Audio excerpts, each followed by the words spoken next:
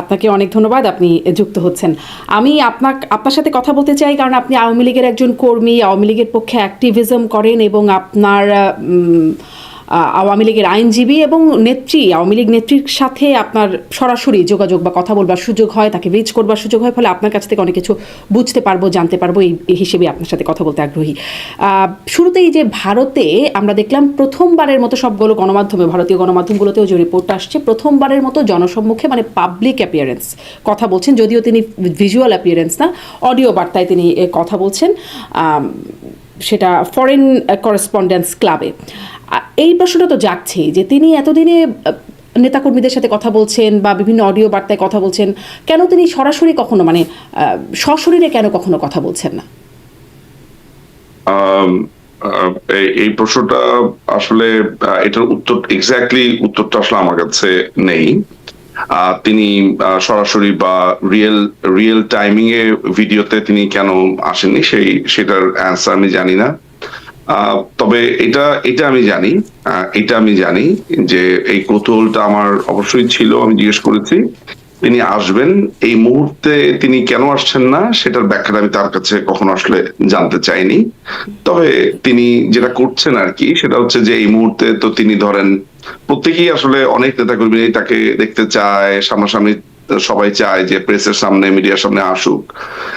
তবে নেত্রী এই মুহূর্তে যে জায়গাটাতে সবচেয়ে বেশি জোর দিচ্ছে, যেটা আমাদের সবার আন্ডারস্ট্যান্ডিং, সেটা হচ্ছে যে তৃণমূল পর্যায়ে একটা যোগাযোগ, একটা মিথস্ক্রিয়ার একটা জায়গাতে, যাতে কর্মীদের সাথে একটা দীর্ঘ সময়, আপনারা জানেন যে তিনি একটা লম্বা সময় ধরে করোনা বা বিভিন্ন কারণে নেতৃবৃন্দরা ওইভাবে আসতে পারেননি। ফলে এই যে তার একটা সুযোগ হয়েছে, তিনি প্রত্যেক নেতাকর্মীর সাথে একেবারে মাঠ, ওয়ার্ড, থানা পর্যায়ে নেতৃবৃন্দের সাথে কথা বলছে, এই কাজটা তিনি করছেন।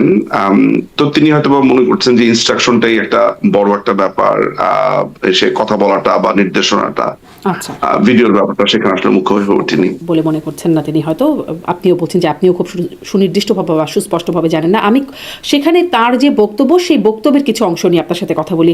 তিনি ডক্টর ইউনূসের বা বর্তমান প্রধান উপদেষ্টার বিরুদ্ধে বরাবরই নানান সমালোচনা করেন, এবারও তেমনভাবেই করেছেন, এবং তিনি অনেক মানে বরাবর সমালোচনা বা সচরাচর যেগুলো করেন তার সাথে বলেছেন ফরেন সার্ভিং পাপেট। ফরেন মানে কোন দেশের? বিদেশি পাপেট যে বলছেন, মানে কোন দেশের পাপেট বলছেন? মানে মাননীয় প্রধানমন্ত্রী কোন দেশের বলেছেন সেটা উত্তরটা আমি আসলে দিব না, আসলে মাননীয় প্রধানমন্ত্রী উত্তরটা দেবেন। তবে আমি ধারণা করি বা আমি যেটার ব্যাখ্যাটা আমি আপনাকে বলতে পারবো, সেটা হচ্ছে যে আপনি জানেন যে এইটার উত্তর আমি আর আপনি জানার আগে বা আমি বলার আগে পশ্চিমারা এই উত্তরটা দিয়ে দিয়েছে। যেমন আপনি গোয়েন লুইসের কথা বলতে পারেন, ইউনাইটেড নেশনস এর ইউএন এর যে কান্ট্রি হেড যে ভদ্র মহিলা রয়েছেন, গোয়েন লুইস পরিষ্কার ভাবে বলেছে যে সে কিভাবে আপনার এই জুলাইয়ের সন্ত্রাসী যারা আছে, টোকাই, চোর, ছ্যাচোর যারা আছে, তাদেরকে কিভাবে তার বাসাতে জায়গা দিয়েছে, কিভাবে তারা এটা প্রমোট করেছে, বাংলাদেশ আওয়ামী লীগ ইলেকশনে না আসলে তেমন একটা কিছু আসা যাবে না, এই ধরনের কথাও ইউনাইটেড নেশনস এর গোয়েন লুইস বলেছেন। আমরা পরিষ্কার ভাবে আমরা দেখেছি পিটার হাস, মার্কিন যে পররাষ্ট্র মন্ত্রী, আমরা পরিষ্কার ভাবে দেখেছি যে আপনার ইংল্যান্ডের যেই রাষ্ট্রদূত আছে বিভিন্ন পশ্চিমা দেশের। ফলে এইটা কোনো একক সুনির্দিষ্ট ভাবে না বলে আপনাকে যেটা বলা যেতে পারে যে এটা পশ্চিমাদের একটা বড় সম্মিলিত একটা এজেন্ডা, একটি সুনির্দিষ্ট দেশ। আমার ধারণা, যেটা আমি ধারণা করি, মার্কিন যুক্তরাষ্ট্র যারা বাংলাদেশে একটি ঘাঁটি চেয়েছে, বাংলাদেশের মাঠ ঘাট গুলো দখল করার কথা নেত্রী বহুত আগে থেকেই বলছে, যেটা আপনারা এখন পরিষ্কার ভাবে দেখতে পাচ্ছেন। সেন্ট মার্টিন দেখতে পাচ্ছেন, মহেশখালী দেখতে পাচ্ছেন, আপনারা রংপুর অঞ্চলটাতে দেখতে পাচ্ছেন। আমার মনে হয় আজকে 17 মাসের মাথাতে এইটা একেবারে সবার সামনে। এবং যে ভিডিওটা, সেটা আমি কিভাবে টের পাই, যে মাননীয় প্রধানমন্ত্রী যে ভিডিওটা দিয়ে পাবলিকের রিয়াকশন একসময় একরকম দেখতাম, আজকে 17 মাস পরে হাজার হাজার মানুষ চুপ আছে, no bad comments, nothing, just অনেকটা স্যাড রিয়েক্ট দিয়ে সব চুপ হয়ে আছে, এবং এটা তাদের সামনে পরিষ্কার। মাননীয় প্রধানমন্ত্রী আপনি বলছেন যে তখনও বলেছেন, যখন প্রধানমন্ত্রী ছিলেন সেই সময় বলেছেন, বা পরেও বলেছেন, তার মানে পতনের পরেও তিনি বলেছেন, কিন্তু আসলে তিনি যে গণমাধ্যমে সাক্ষাৎকারগুলো দিচ্ছেন, আমি দেখছিলাম যে ভারতীয় গণমাধ্যম CNN নিউজ 18 সেখানে তিনি বলছেন যে মানে যুক্তরাষ্ট্রের সম্পৃক্ততার প্রমাণ, তারা শিরোনামই করেছে no foreign hand says Sheikh Hasina on claims of US involvement in Bangladesh upheaval. তাদের এক্সক্লুসিভ সাক্ষাৎকারের যেই বিষয়টা আছে সেখানে তিনি বলছেন, এবং শেখ হাসিনার সাক্ষাৎকারে বলছেন যুক্তরাষ্ট্রের সাথে বরাবরই ভালো সম্পর্ক ছিল, তাদের সম্পৃক্ততা বা তাদের হাত এর পেছনে পাওয়া যায় না, প্রমাণ পাওয়া যায় না বা নেই। তিনি তিনি এইটা বলতে যেটা বুঝিয়েছেন সেটা হচ্ছে যে ট্রাম্প প্রশাসনের কোন ধরনের সম্পৃক্ততা তিনি পাননি, সেটি তিনি আপনি খেয়াল কথার মধ্যে একটা ফাঁক আছে সেখানে, এটি বাইডেন প্রশাসন মাথায় রাখবেন, হচ্ছে যে একটা জিনিস মাথায় রাখবেন না, তিনি বলছেন US ইনভলভমেন্ট। বাইডেন প্রশাসনই আমি নিশ্চিত যে এটি তিনি ট্রাম্প প্রশাসন এটার সাথে জড়িত নেই, বর্তমান যে আমেরিকান প্রশাসন আছে, কারণ তাকে যে প্রশ্নটা করা হয়েছিল তিনি ওইভাবেই উত্তরটা দিয়েছেন যে ট্রাম্প প্রশাসনের কোন ধরনের তিনি সম্পৃক্ততা আছে বলে মনে করেন না, সেটা বাইডেন প্রশাসনের। তাও কিভাবে ইনভলভ থাকবেন? ট্রাম্প প্রশাসন তো আসছেনি শেখ হাসিনা মানে পতনের পর, তো তাদের তো ইনভলভমেন্ট বাইডেন না, আপনি এগুলো একটা চলমান প্রক্রিয়া, আপনাকে একটা জিনিস বুঝতে হবে, এটা একটা চলমান প্রক্রিয়া। কারণ এই সময় কথা হচ্ছিল যে বাইডেন প্রশাসন আসার পরেও এই একই ষড়যন্ত্র অব্যাহত আছে কিনা এটা নিয়ে প্রশ্ন উঠছিল।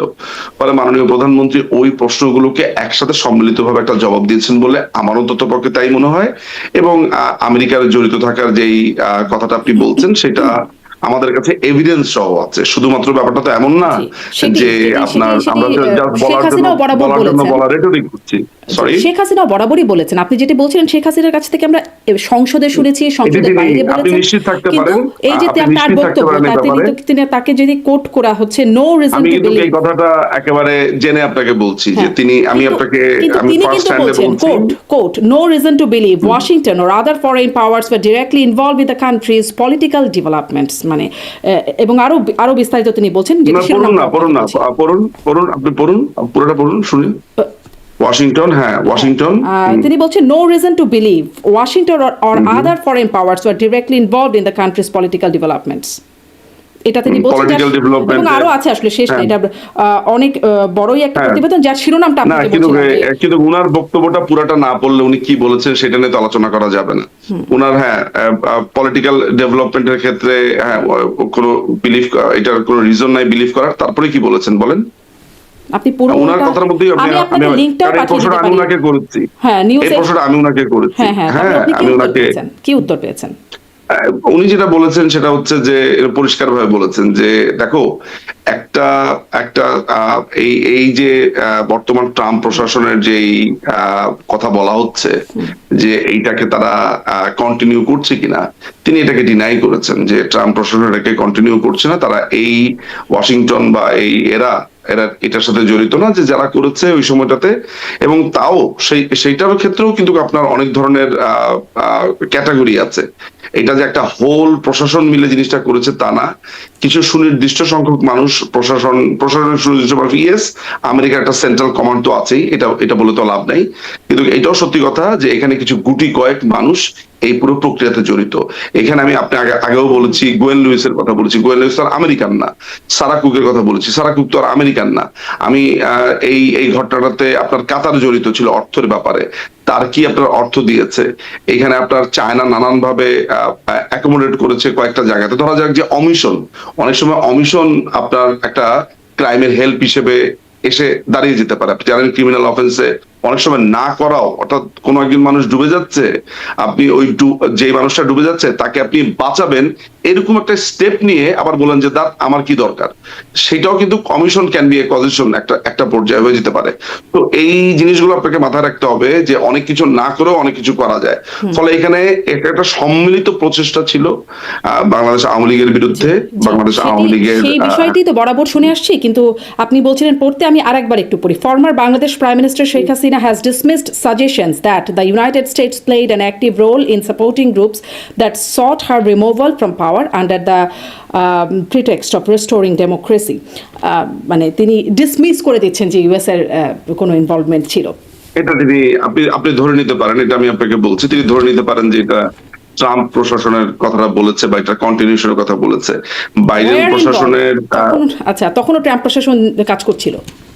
না না, আমি বাইডেন প্রশাসনের কথা আপনাকে বলছি, আমি ট্রাম্প প্রশাসনের কথা বলিনি। আমি তো আপনাকে অলরেডি এক্সক্লুশন ক্লজ দিয়েই নিলাম যে এই কথাটা, এই আপনি আমাকে যে প্রশ্নটা করেছেন, এই ব্যাপারটা যে আমাদের মধ্যে ডিসকাস হয়নি, আমরা যেগুলো কৌতূহল নিয়ে জিজ্ঞেস করি তা নয়।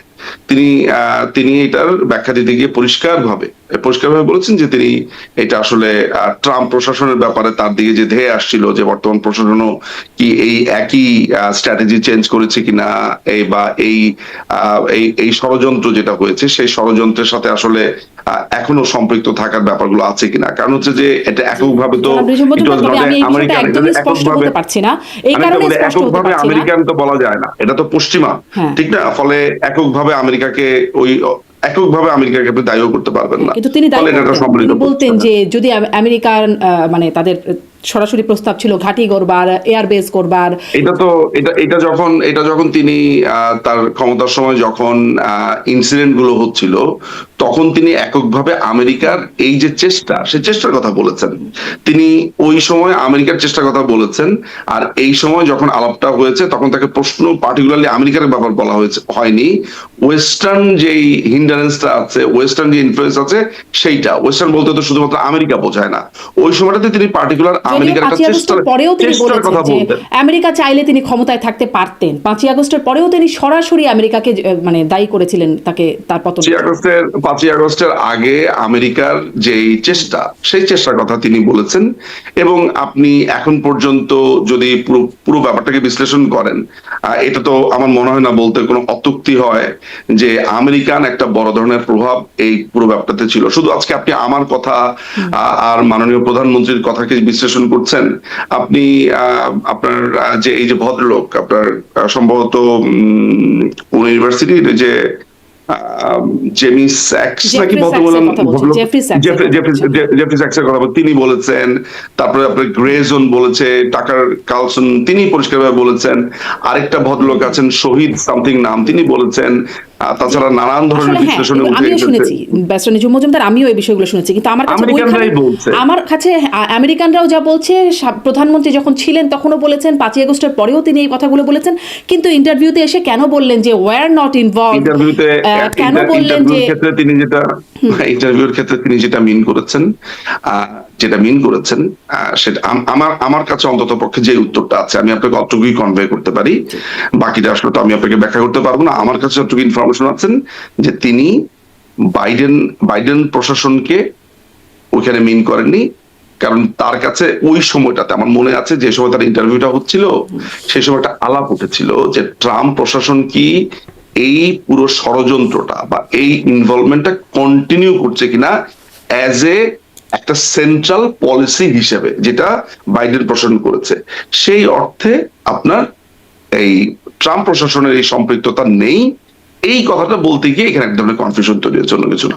সেই কনফিউশন কেউ ক্লিয়ারও করেন নাই এবং একদম মানে তার ইন্টারভিউকে এই কনফিউশন তো উনাকে এটার জন্য জিজ্ঞেস করতে হবে। আপনি যখন আপনাকে একটা ইন্টারভিউ দিবে, যদি কখনো উনি ইন্টারভিউ দেন, এই প্রশ্ন আপনি উনাকে করবেন, তখন আপনাকে উনি ক্লিয়ার করে দেবেন। আমি করব, কিন্তু মানে তার পক্ষেও তো কেউ না কেউ ক্লিয়ার করবেন বা কোনো আপত্তি জানাবেন এটা নিয়ে। এখন আপনি আমাকে জিজ্ঞেস করলেন, আমি আপনাকে ক্লিয়ার করে দিলাম। কিন্তু মানে এই নিউজটাকে আপত্তি জানাতে হবে যে নিউজটা মিসলিডিং, কারণ একদম শিরোনাম থেকে শুরু করে যেটা বলা হচ্ছে এটার মধ্যে যদি আপনার কথা ঠিক হয় তাহলে একটু মিসলিডিং। আমাদের নামে অসংখ্য রিপোর্ট হয়, এটা সত্যি কথা যে আমি আপনার সাথে একমত পোষণ করি যে ইয়েস, কিছু কিছু আউটলেটের বা একটা বড় আকারের যখন নিউজগুলো হয়, এই জিনিসগুলো একটা সময় একটা মিথ, যেমন আপনার মধ্যে একটা কনফিউশন তৈরি করেছে, আমি আপনার সাথে এগ্রি করি। বাট আমাদের নামে যেসব রিপোর্ট 5ই আগস্টের পর থেকে হচ্ছে, শারমিন আপা, যে অদ্ভুত মোটামুটি গল্পের গরু যেভাবে মানে গাছে উঠিয়ে দেওয়া হয়েছে বা উঠিয়ে দেওয়া হয়, সেইখানে আমার কাছে মনে হয় যে কোনটা ছেড়ে আর কোনটা আমরা স্বাচ্ছন্দ্যে, বাবা শেখ হাসিনাও ইন্টারভিউ দিচ্ছেন ভারতীয় গণমাধ্যমগুলোতে, সেখানেও যদি এরকম হয়, মানে যেখানে তিনি স্বাচ্ছন্দ্য বোধ ইন্টারভিউ দিচ্ছেন, তাহলে তো বিষয়টা আপনাদের ভাবারই বিষয়। নিশ্চয়ই আসি এবার একটু তার আরো যে না, বক্তব্য আছে। ভারতীয় গণমাধ্যম উনাকে নিশ্চয়ই ভবিষ্যতে যখন ইন্টারভিউ করবেন এগুলো নিয়ে প্রশ্নগুলো সেটা উনি ফার্দার ক্লারিফিকেশন দেবেন। আচ্ছা, আমি তো কোনো সমস্যা দেখি না। আমি আসি তার যে 5 দফা বা 5টি পদক্ষেপের আহ্বান তিনি জানাচ্ছেন, আপনিও নিশ্চয়ই শুনেছেন, কিন্তু আমি একটু এটা বুঝতে চাই যিনি আসলে এই পদক্ষেপের আহ্বান কার কাছে করছেন, মানে কাকে বলছেন এই পদক্ষেপ নিতে? কোনটা, যে এই যে আজকে যে 5 5 দফার কথা দফা, বললেন? জি জি 5 দফা। 5 দফার কথা তো পরিষ্কার ভাবে যে বাংলাদেশ আওয়ামী লীগ কি চায় আপনি দেখেছেন যে ইউনুসের অপসারণের ব্যাপারটা আলোচনাতে এসেছে, মাইনরিটিদের উপরে, বা যদিও আমি মাইনরিটি শব্দটা অত্যন্ত অপছন্দ করি কিন্তু আনফরচুনেটলি এগুলো চলে আসে, যে বাংলাদেশে ভিন্ন ধর্মাবলম্বী, মুসলিম ছাড়া ভিন্ন ধর্মাবলম্বীদের উপর যে অত্যাচার নির্যাতন সেটাকে বন্ধের আহ্বান আছে। তারপর মব ভায়োলেন্সের বা এই মব ভায়োলেন্সের এগেইনস্টে বলা রয়েছে, তারপরে ডেমোক্রেসির কথা বলা হয়েছে, সবকিছু মিলে এরকম 5টার কথা বলা হয়েছে। এবং এই যারা ক্ষমতা দখলকারী বা যারা ইলেকশনের কথা বলছে এবং যারা মনে করছে যে একটি সারা সারা পৃথিবী থেকে কিন্তু কি আলোচনাটা হচ্ছে যে কিভাবে এই অগণতান্ত্রিক যে প্রক্রিয়াটা এখন চলছে বাংলাদেশে এটার নিরসন সম্ভব, কিভাবে বাংলাদেশ একটা সত্যিকার অর্থে একটা গণতান্ত্রিক রাস্তাতে উঠতে পারে, কিভাবে বাংলাদেশটা আবার তার যেই সক্ষমতা সেটা আবার রিগেইন করতে পারে, যে একটা ভালনারেবল সিচুয়েশন তৈরি হয়েছে। সো সামগ্রিকভাবে যে প্রশ্নগুলো সবগুলো কোয়ার্টার থেকে এসছে সেই কোয়ার্টারকে অ্যাড্রেস করা হয়েছে। নিশ্চয়ই আপনার ইউনুসকে বলছে না বা ইউনুসের কাছে চাওয়া অর্থাৎ ইল্লিগাল একটা আপনার দখলদার বাহিনী, এই টোকাই জঙ্গি চোরদের মাধ্যমে, ফলে তার কাছে এখানে তো ডিমান্ড, আমি মনে করি না যে তার কাছে এখানে কোনো ডিমান্ড রয়েছে। এটা সামগ্রিকভাবে বাংলাদেশ আওয়ামী লীগের যে পজিশন মানুষ জানতে চেয়েছে, এই পজিশনটা জনগণের কাছে ক্লিয়ার করার জন্য 5টা দফার কথা বলা হচ্ছে। 5টা পর্যবেক্ষণ বলতে পারে, 5টা পজিশন বলতে পারেন। দফার থেকে আমি বলবো বাংলাদেশ আওয়ামী লীগের 5টা পজিশন, তারা কিভাবে মনে করে যে গণতান্ত্রিক প্রক্রিয়াতে বাংলাদেশ অগ্রযাত্রা পুনরায় শুরু করতে পারে। 5টা দফা বা 5টা পদক্ষেপ, 5টা পজিশন যাই বলেন না কেন, আমি এটাই জিজ্ঞাসা করছিলাম যেটি আসলে কার কাছে, যদি আহ্বান থাকে সেটি কার কাছে বা দাবি থাকে। বাংলাদেশের আমি আবারও একটু পড়ি তিনি যা বলছেন, আমি একদম শুনে একদম লিখেছি। Awami League calls for the following action to help unify Bangladesh and banish the divisive action of past 12 months. We urge Muhammad Yunus to stop ignoring his own people and do what needs to be done in order to heal our country by following 5 crucial steps we believe will lead to a better, stronger Bangladesh. যেই শব্দটা আবার, we urge Muhammad Yunus to stop ignoring his own people, মানে urge করছে মোহাম্মদ ইউনুসের কাছে। আপনার এই যে জনগণের প্রতি যে অত্যাচারটা করছে ইউনুস, যেই জনগণের প্রতি যে অন্যায় আচরণ করছে, বাংলাদেশের জনগণ বাংলাদেশ আওয়ামী লীগের যে পজিশন সেই পজিশন জানতে চেয়েছে। মাননীয় প্রধানমন্ত্রী সেই পজিশনের কথা বলেছে। যে অত্যাচারটা ইউনুস করছে এই অত্যাচারটা স্টপ করার কথা বলছে। বাকি আপনি 5টা দফা পড়েন, 5টা দফা পড়লে বুঝবেন যে এটা আওয়ামী লীগের পজিশন। এই পজিশনটা জনগণের জন্য, আর যারা অত্যাচার করছে তাদের ক্ষেত্রে বলছে। আমি এখানে ঠিক প্রশ্নটা বুঝতে পারছি না যে ধরা যাক যদি আপনার কথা অনুযায়ী যদি আর্টসটা ইউনুসের প্রতিও হয় তাতে সমস্যা কোনটা, মানে যদি এটা হয়ও, মানে মূল প্রশ্নটা কোন জায়গাতে, যে ধরা যাক যে আর্টসটা ইউনুসের প্রতি, কার কাছে আহ্বান করছেন, কার কাছে দাবি করছেন, এটা মানে আপনি যদি এখানে বুঝে থাকেন ইউনুসের কাছে, ধরা যাক ইউনুসের কাছে, দেন হোয়াট, মানে দেন হোয়াট আমি জানি না। আমি আসলে প্রথমে এটাই বুঝতে চাই যে কার কাছে আহ্বান, কার কাছে দাবি এটা। যদি এটা ইউনুসের এই দখলদার বাহিনীর কাছেই হয় তারপরে কি, মানে এটা যদি ইউনুসের দখলদার বাহিনীর কাছেই এই কথাটা বলা হয় যে এগুলা তা করতে হবে, এগুলা থেকে সরে আসতে হবে এই দখলদার বাহিনীর কাছে, ধরা যাক যে আপনার কথা অনুযায়ী এইটা, আমার আন্ডারস্ট্যান্ডিং যেটা বলে, যেটা আমি আগে বলেছি, আমি আপনাকে 2টা জায়গা দেখাই আপনার জন্য বুঝতে সুবিধা হবে। আমার কাছে হচ্ছে মাননীয় প্রধানমন্ত্রীর এই 5টা পয়েন্ট হচ্ছে জনগণের কাছে বাংলাদেশ আওয়ামী লীগের পজিশন বা বাংলাদেশ আওয়ামী লীগের অবস্থান। ঠিক আছে, শব্দের যেই ওয়ার্ডিংস যেটা দেখতে পাচ্ছি সেই ওয়ার্ডিংসে অ্যাপারেন্টলি বা প্রাইমা ফেসি বা আপাত দৃষ্টিতে মনে হতে পারে যে এই দাবিটা ইউনুসের এই অবৈধ সরকারের প্রতি হচ্ছে। এখন আমার প্রশ্ন হচ্ছে, আমি দুইভাবেই আসলে এটা বাংলাদেশ আওয়ামী লীগের একটা অবস্থান হিসেবে দেখি। যদি আপনার প্রশ্ন অনুযায়ী বা আপনি যেদিকে নিতে চাচ্ছেন যে এটা ইউনূসের এই দখলদার বাহিনীর প্রতি দাবি, তাতেও সমস্যাটা কি বা সমস্যা আদৌ আছে কিনা আমি আসলে আপনার প্রশ্নটা জানতে চাচ্ছি। কারণ যদি আপনি একটু আপনার আগে কথা বলছিলেন অনুযায়ী নিশ্চয়ই এটা ইউনূসের কাছে হবে না, এই দাবি নিশ্চয়ই ইউনূসের কাছে এক্স্যাক্টলি, হবে আমি না। এখনো কিন্তু আমি আসলে পড়ে যা বুঝতে পারছি, আমি কি পড়ে ভুল মানে আমি কি লাইনটা আমি ভুল করছি না, দ্যাটস ফর শিওর, কারণ আমি ওনাকে আপনি কোট লাইনটা করছি। আপনি কিন্তু ওই মিনিংটা মেটাফরিক কি হয়? ব্যাপারটা আমি আলোচনা করছি মেটাফোর নিয়ে, যে এইটা এক ধরনের পজিশন পেপার। আমার কাছে এখনো পর্যন্ত আমি যা জানি, আমার যে ফার্স্ট হ্যান্ড নলেজ, এটা হচ্ছে বাংলাদেশ আওয়ামী লীগের পজিশন পেপার। যেমন ধরা যাক 1971 সালে যখন মুক্তিযুদ্ধটা হয়, তার আগে এই দখলদার যে এই আইয়ুব খান আছে, এই আইয়ুব খানের প্রতি আপনার কাছে মনে হতে পারে যে আইয়ুব খানের কাছে বলছে, বাট এইটাও কিন্তু আপনার জনগণের কাছে বাংলাদেশ আওয়ামী লীগের পজিশন। 1966 সালে যে 6 দফার কথা বলা হয়েছে, 6 দফাটা কার কাছে দাবি করছে? অবৈধ আইয়ুবের কাছে বা পরবর্তী সময় ইয়াহিয়ার কাছে? একই সাথে কিন্তু এটা জনগণের কাছে বাংলাদেশ আওয়ামী লীগের পজিশন, যেটার জন্য বাংলাদেশ আওয়ামী লীগ ভোট চেয়েছে। সো আমার আন্ডারস্ট্যান্ডিং কিন্তু ওই 6 দফার মতো আমার আন্দোলন, আমার কথা হচ্ছে পরবর্তীকালে যে অধিবেশনগুলো স্থগিত হয়েছে সেই অধিবেশনের প্রেক্ষিতে। একইভাবে বঙ্গবন্ধু কন্যা যখন এই 5টা দফার কথা বলছে, অ্যাপারেন্টলি আপনার কাছে মনে হচ্ছে যে এটা ইউনূসের কাছে বলছে, ইউনূসের কাছে চাইছে। আমার আন্ডারস্ট্যান্ডিং মেটাফরিক ভাবে আমি যেভাবে বুঝি, আমারটা কানেক্ট করে চিন্তা, সেটা হচ্ছে যে এইটা একই সাথে বাংলাদেশ আওয়ামী লীগের একটা পজিশন। আমি ধরে নিচ্ছি যে এই চাওয়াটা ইউনূসের দখলদার বাহিনীর কাছে মাননীয় প্রধানমন্ত্রীর বক্তব্য, যে তোমাদেরকে এটা করতে হবে, এটা করতে হবে, এটা করতে হবে, বা এইটা চাই, বা এইটা চাওয়া বাংলাদেশের গণতন্ত্রের জন্য এইটা দরকার। এখন আমার প্রশ্ন হচ্ছে, যদি এটা ইউনূসের প্রতি বলা হয়ে থাকে, তারপরে কি? মানে আমরা নিশ্চয়ই আলোচনাটা করব যে আপনার কোন একটা জায়গায়, পার্টিকুলার জায়গাতে আপনি অবাক হয়েছেন, কোন একটা পার্টিকুলার জায়গাতে আপনার তারপরে খটকা কি আছে, সেইটা। আসলে, মানে এটাও আমারও প্রশ্ন যে তারপরে আসলে কি ইউনূসের কাছে, যদি মিনিং আমি বলি, আর্জ করছেন মোহাম্মদ ইউনূসকে, তারপরে হ্যাঁ, কি? জনগণের কাছে তারপরে কি? ক্ষমতা ফিরিয়ে দিতে হবে, জনগণের কাছে গণতন্ত্র ফিরিয়ে দিতে হবে। এটা তো একটা আনকনস্টিটিউশনাল, এটা অবৈধ দখলদার বাহিনী মানে এখানে কিন্তু রয়েছে। এই আবেদন বা ইউনূসের এই দাবি আর্জ, এটা ইউনূসের কাছে করে কি লাভ? কারণ মানে এই দাবি কেউ করছে না বাংলাদেশে যারা সক্রিয় এই জন্যই রাজনীতি তো আমি করছে। আপনাকে, এই জন্য এই যে আপনার কাছে একটা কনফিউশন তৈরি হয়েছে, এই জন্যই আপনার বেটার আন্ডারস্ট্যান্ডিং এর জন্যই আমি আপনাকে বলেছি যেটা বাংলাদেশ আওয়ামী লীগের পজিশন, রাদার দেন আপনি যদি মনে করেন যে ইউনূসকে আপনি বলছেন, যেটা আপনার জন্য কনফিউশন তৈরি হবে।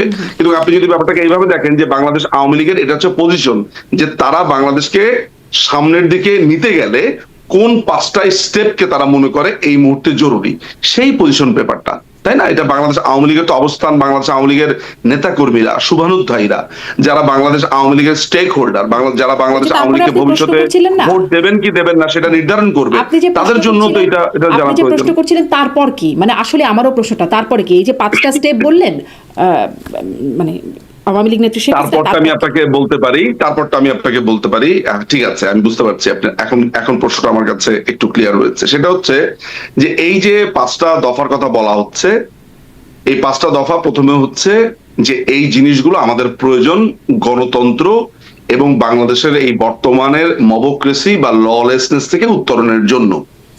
সো যদি শুভবুদ্ধি উদয় হয় এই ইউনূস প্রশাসনের, এই দখলদার বাহিনীর, তারা সেটা শুনবে, এটা অনুধাবন করবে বা ওই অনুযায়ী কাজ করবে, তাই তো? প্রথমে যখন আপনি একটা আন্দোলনে যাবেন, আন্দোলনে যাওয়ার জন্য আপনি আস্তে আস্তে সংগঠিত হবেন, তখন আপনাকে আপনার দফা দাবি কিংবা আপনার যে দলীয় পজিশন সেটা মানুষের সামনে ব্যক্ত করতে হবে।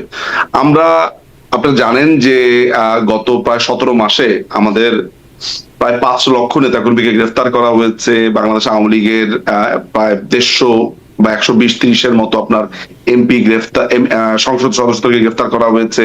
আর খুন তো আছেই। গতকালকে জাস্ট কয়েক ঘন্টা আগে বাগেরহাটের ছাত্রলীগের এক কর্মীর ওয়াইফকে গলায় ফাঁস দিয়ে আত্মহত্যার স্টেজ সাজানো হয়েছে, তার ছোট একটা বাচ্চাকে মনে পড়ে আছে।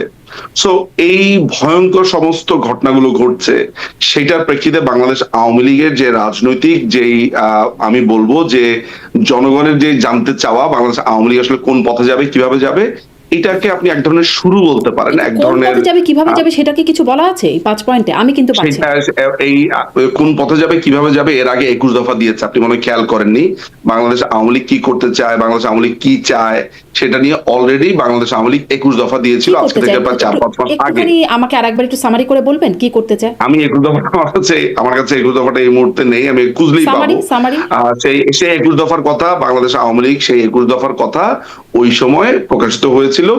আমি মনে করি যে এই 5 দফাটা সেটা একটা সামারি ভার্সন, বিকজ আমি সেই সময় যেই দাবিগুলো দেখতে পেয়েছি সেই দাবিগুলোরই আমি একটা মোটামুটি একটা সামারি পেয়েছি। এখন বাংলাদেশ আওয়ামী লীগ আস্তে আস্তে সংগঠিত হচ্ছে আন্দোলনের দিকে, তার এক ধরনের স্ট্র্যাটেজি সাজাচ্ছে, সেটার জন্য তো জনগণের কাছে তার একটা পজিশন পেপার লাগবেই, ফলে সেটার জন্য এই দাবিগুলোর কথা উঠেছে।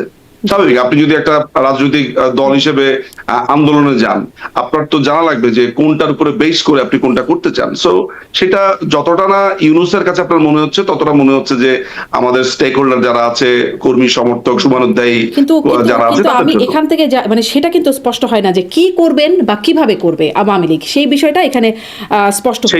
সেটা পরবর্তী, হ্যাঁ অবশ্যই নির্দেশ হয় না, একদম আপনি ঠিক বলেছেন, আমি আপনার সাথে একমত।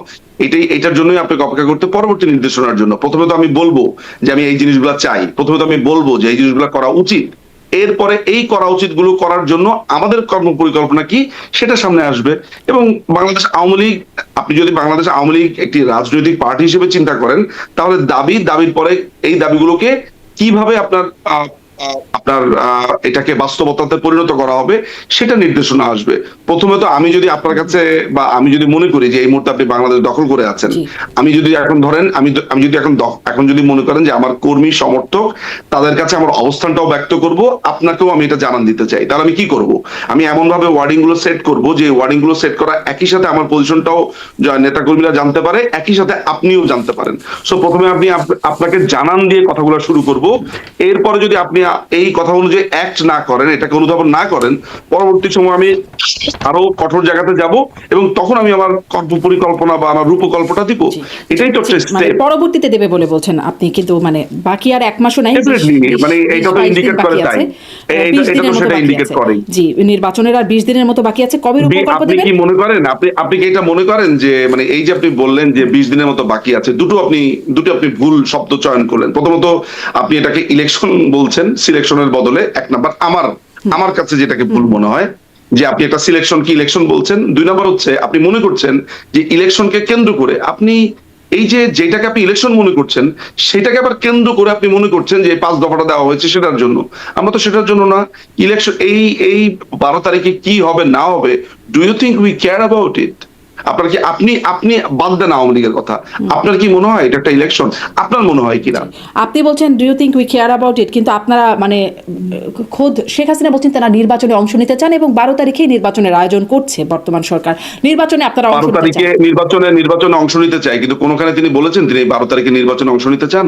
এখন নির্বাচন তো 12 তারিখেই হচ্ছে, মানে আপনারা কোনটাতে না না নির্বাচন অংশ আপনাকে নিতে না চান না সেটা না তো আমরা আপনাকে জানি। না না এইটা আপনার একটা দেখেন দুটা জিনিস। একটা হচ্ছে যে আপনি যে ভাবনাটা ভাবছেন, তার মানে প্রথমত 5 সেই বছর ভাবনাটা পরে ভুল। আবার যে নির্বাচন হবে সেটাতে আপনারা অংশ নিতে চান? না, 5 বছর আপনাকে কে বললো যে 5 বছর আবার ইলেকশন হবে? এমনও তো হতে পারে যে এই সিলেকশন প্রসেসটা পুরোপুরি বাতিল হয়ে যেতে পারে, নতুন করে ইলেকশন হতে পারে, ইউ নেভার নো। সুতরাং আপনি যেটাকে একটা ধ্রুব মেনে নিচ্ছেন, আপনি যেটাকে মনে নিচ্ছেন, আপনি সবচেয়ে বড় ব্যাপার হচ্ছে যে আপনি গণতন্ত্রের কথা বলছেন। আপনি এর আগে অনেকবার গণতন্ত্রের কথা বলেছেন, গণতন্ত্রের কথা বলেন, আপনি গণতন্ত্রকে রেসপেক্টও করেন। যে মানুষটা গণতন্ত্রকে রেসপেক্ট করে সে আবার 12 তারিখের একটা ইলেকশনকে বলছে ইলেকশন, মানে ইলেকশন বলে অভিহিত করছে 12 তারিখে যেটা হতে যাচ্ছে। সো এটা তো খুবই কন্ট্রাডিক্টরি। আপনার কাছে মনে হচ্ছে এটা ইলেকশন? বাংলাদেশ আওয়ামী লীগ যেখানে বাংলাদেশের একটা বৃহত্তম রাজনৈতিক দল, সেই বৃহত্তম রাজনৈতিক দলকে ছাড়া এটাকে আপনি ইলেকশন মনে করছেন?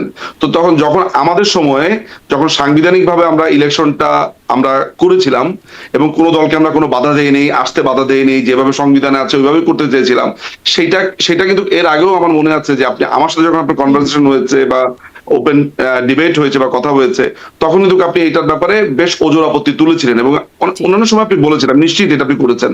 তো সেটা যদি আপনার আপত্তির একটা অবস্থান হয়ে থাকে, তাহলে এই সিলেকশন প্রসেসটাকে আপনার কেন ইলেকশন মনে হচ্ছে? আপনি যদি এটা নিয়ে আপনার কোনো আপত্তি আমার নাই কেন? অন্য মানে বর্তমান সরকারের কারো বা বর্তমানে বাংলাদেশে এখন সক্রিয়ভাবে রাজনীতি করছে এমন কারোর সাথে অনুষ্ঠানগুলো দেখে থাকেন, আপনি নিশ্চয়ই দেখতে পাবেন যে আওয়ামী হ্যাঁ, আমি লীগকে দেখেছি। ছাড়া কি করে অংশগ্রহণমূলক আমি নির্বাচন হয়। আপনাকে জিজ্ঞেস করছি, আমি এই ওই প্রশ্নটা ওই যে তাদের কাছে করি, কিন্তু আপনার যে আপনার কাছে অবস্থান, আপনার আপনার যে কাছে আমার প্রশ্ন, আপনার কাছে তো আমার সেই প্রশ্নটা না যে আমি আপনার ওই অবস্থানগুলো জানি বলেই তো বিষয় নিয়ে প্রশ্ন করছি। যদি আমি জানতাম যে আপনি আসলে ওইটা না, কিন্তু ভাবছেন না, ধরেন তাহলে তো আমি আপনাকে আপনারা এই বিষয় যখন নিয়ে প্রশ্ন বলেন, করতাম না। ব্যারিস্টার নিজুম মজুমদার, আমি যখন জিজ্ঞাসা হ্যাঁ। করি যে আওয়ামী লীগকে ছাড়া নির্বাচন কিভাবে অংশগ্রহণমূলক হবে এরকম একটা বড় দলকে ছাড়া যাদের এত সমর্থন আছে, তখন সেটার একটা মানে ব্যাপার। আর যখন আওয়ামী লীগ বলছে যে সুষ্ঠু নির্বাচন অংশগ্রহণমূলক নির্বাচন, তখন এটা একটা আইরনি হয়ে যায় না?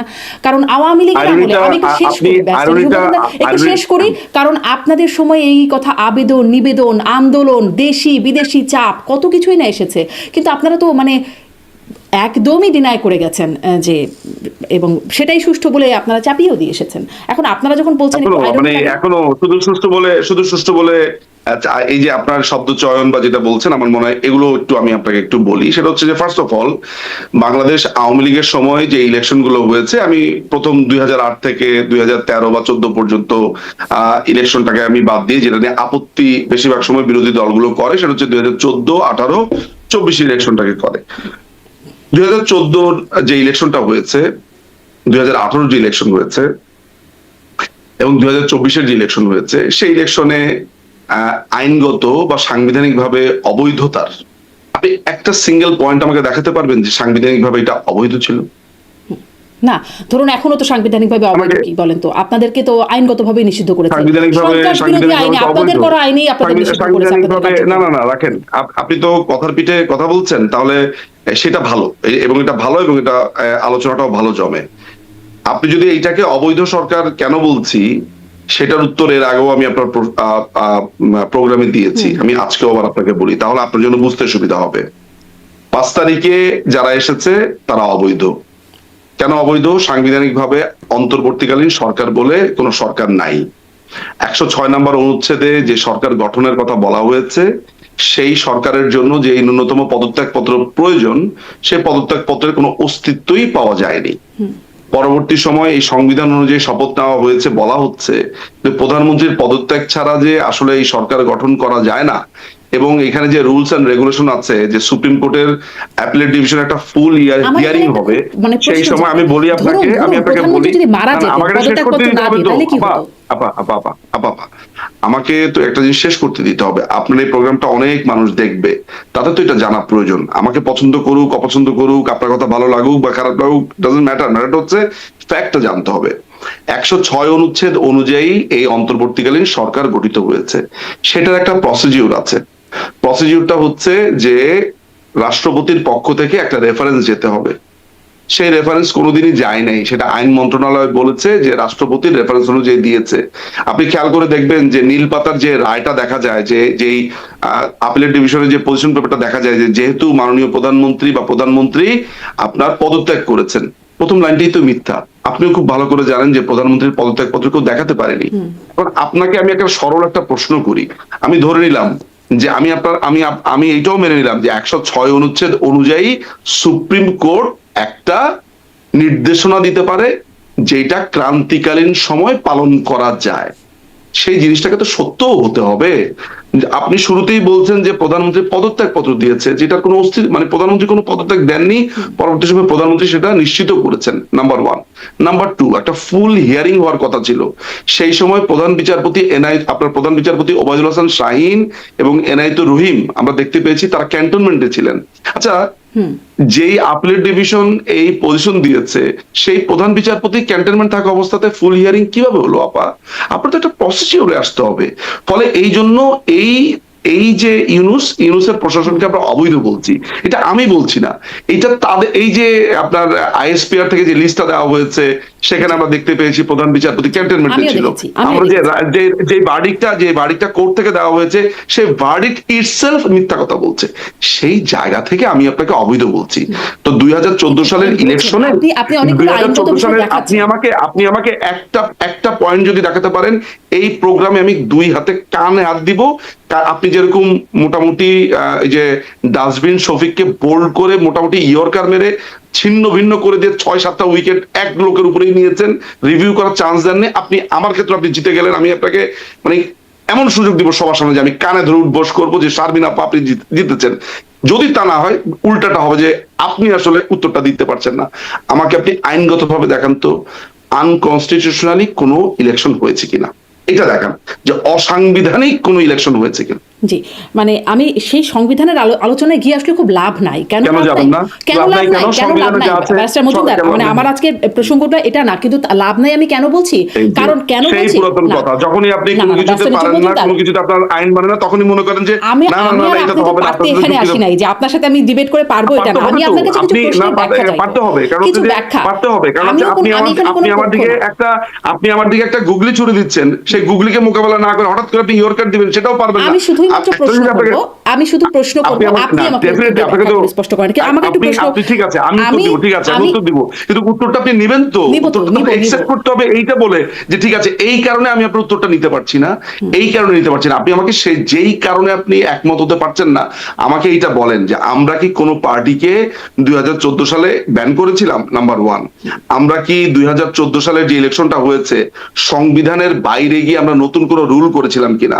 তত্ত্বাবধায়ক সরকারের যে সিস্টেমটা সেটা বাতিল করেছে আদালত, এবং সেই রায় যদি আপনি আমাকে বলেন আমি আপনাকে পুঙ্খানুপুঙ্খ বলবো যে সেই তত্ত্বাবধায়ক সরকার রাখার জন্য বাংলাদেশ আওয়ামী লীগের আব্দুল জলিল এবং বিএনপির যে সাধারণ সম্পাদক আছে তারা বোথ পার্টি কোর্টে গেছে।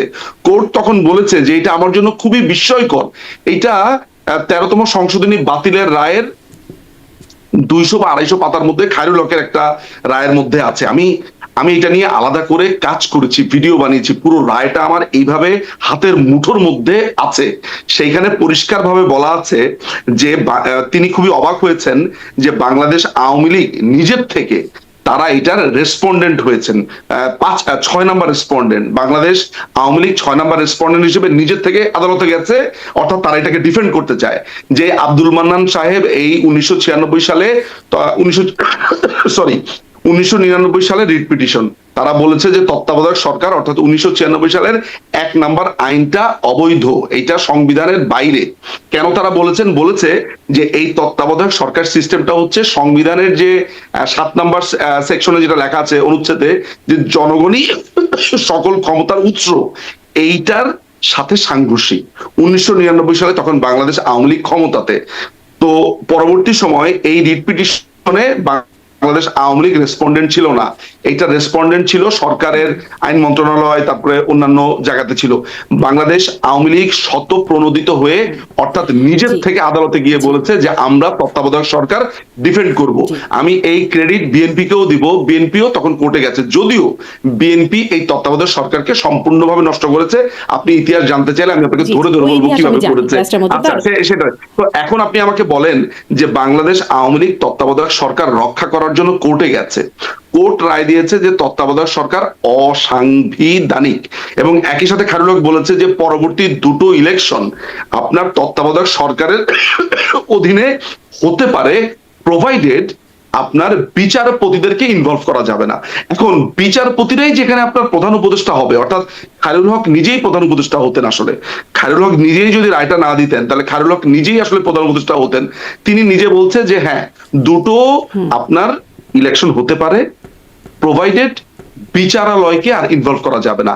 এখন তত্ত্বাবধায়ক সরকারের মূল সিস্টেমটাই ছিল বিচারপতিদেরকে নিয়ে, সেইটাই ক্যান্সেল করে দিয়েছে আদালত।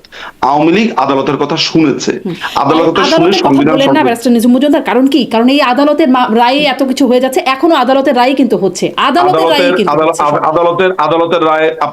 রায় হয়ে গেছে। আমি মানতাম যদি আদালতটা একটা বৈধ সরকার গঠন করত, তখন আপনার সাথে আমি কোনোভাবেই এইটা বলতাম না। মানে আদালত তো সরকারের সাথে সম্পৃক্ত হবে কেন, তাই না? জুডিশিয়ারি তো একটা separate branch of government.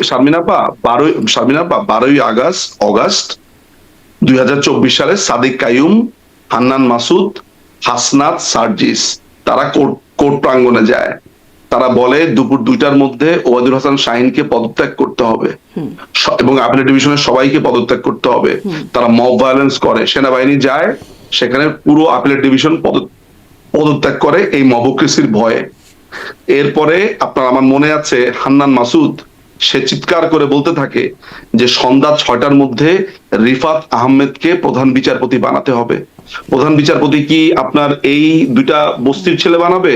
Dhaka ইউনিভার্সিটির না এই দুইটা সেটা বানাবে না, জঙ্গি কিন্তু টোকাই। ডিজিএফআই আবার এখন আপনি বানালে ঠিক আমাকে আছে, বলেন, কারণ এখন ওই যে আপনি আমাকে বলেন সুরেন্দ্র শারমিন কুমার আপা, সিনহার সেই শারমিন আপা ব্রোকেন একটু আমাকে ড্রিমস একটু বইতে বলেন। বলেছেন না যে শারমিন আপা ডিজিএফআই আপনার থেকে কাছে কিভাবে তাকে শারমিন আপা, বিদায় করে দেওয়া হলো। আমার কাছে আমি আপনার কাছে একটা স্বনির্বন্ধ অনুরোধ জানাবো, বাদ দেন সমস্ত আলোচনা। প্রধান বিচারপতিকে নিয়োগ দেয় কে? না আমি হান্নান অত মাসুদ। অত বিস্তৃত অন্যদিকে আলোচনায় যাওয়া যাবে না, কারণ আমাদের একটা আপনাকে আলোচনার পরিসর আপনি আছে।